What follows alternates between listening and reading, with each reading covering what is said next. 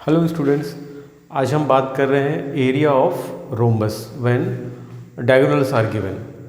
ये टॉपिक बहुत इम्पॉर्टेंट है। जो लोग जनरल कंपटीशन का प्रिपरेशन कर रहे हैं या आफ्टर 8 किसी बड़े स्कूल में आपको अगर एग्ज़ाम देना है, उसके लिए अगर आप बैठ रहे हैं तो उस केस में आपको ये इसका फॉर्मूला जो है याद करना बहुत इंपॉर्टेंट है, क्योंकि इस पर डायरेक्ट क्वेश्चन आता है जहाँ कि आपको टाइम अपना बचाना है। ठीक है, तो ऐसे केस में जब डायगोनल्स दिया हुआ हो रोम्बस का और आपको उसका एरिया निकालना हो, तो देखते हैं हम उसको कैसे डायरेक्ट निकाल सकते हैं। तो हम वो फॉर्मूला डिराइव करेंगे। सबसे पहले आपको याद होगा कि हम रोम्बस किसको बोलते हैं।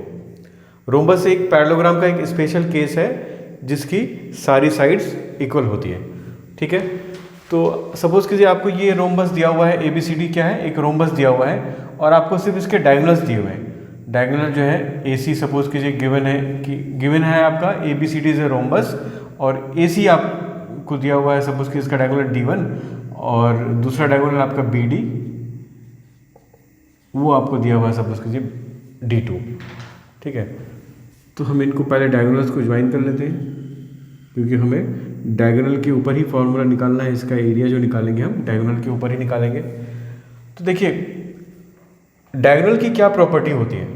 पैरेललोग्राम के केस में डायगोनल की प्रॉपर्टी होती है, वैसे तो सारे पैरेललोग्राम में क्या होते हैं, डायगोनल्स एक दूसरे को बाइसेक्ट करते हैं, but in particular case of rhombus जो डायगोनल्स होते हैं वो बाइसेक्ट भी करते हैं और परपेंडिकुलर भी होते हैं। ठीक है, एक दूसरे के ऊपर परपेंडिकुलर भी होते हैं। दैट मीन्स कि ये वाला एंगल 90 डिग्री हो जाएगा आपका।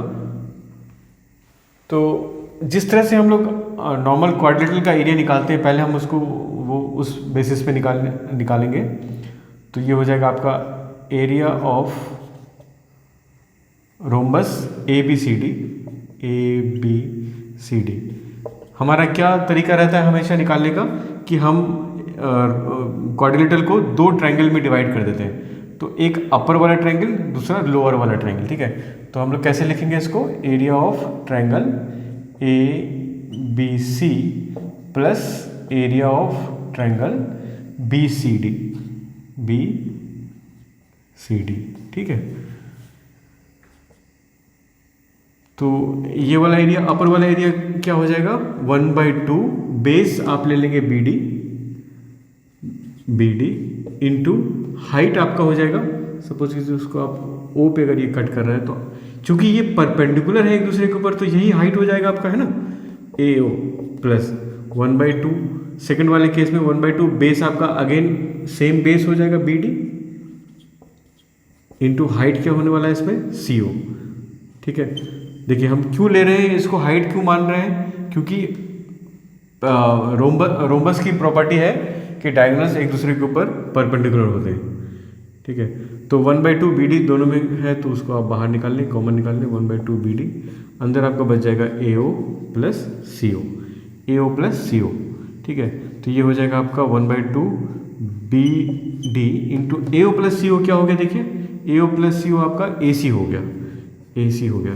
तो आपको फॉर्मूला क्या डिराइव हुआ, 1/2 ACBD क्या है आपका, AC है D1, तो D1 इंटू D2।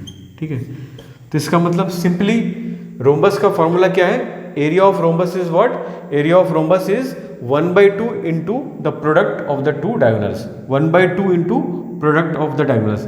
ठीक है, याद रहेगा स्टूडेंट।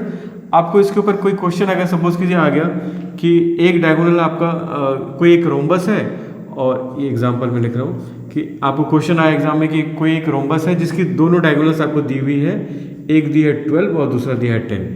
अब आपको पूछ रहा है उसका एरिया बताइए कितना होगा। ठीक है, तो एरिया ऑफ रोम्बस आप लिखेंगे कितना, 1/2 इंटू पहला वाला डायगोनल इंटू दूसरा वाला डायगोनल।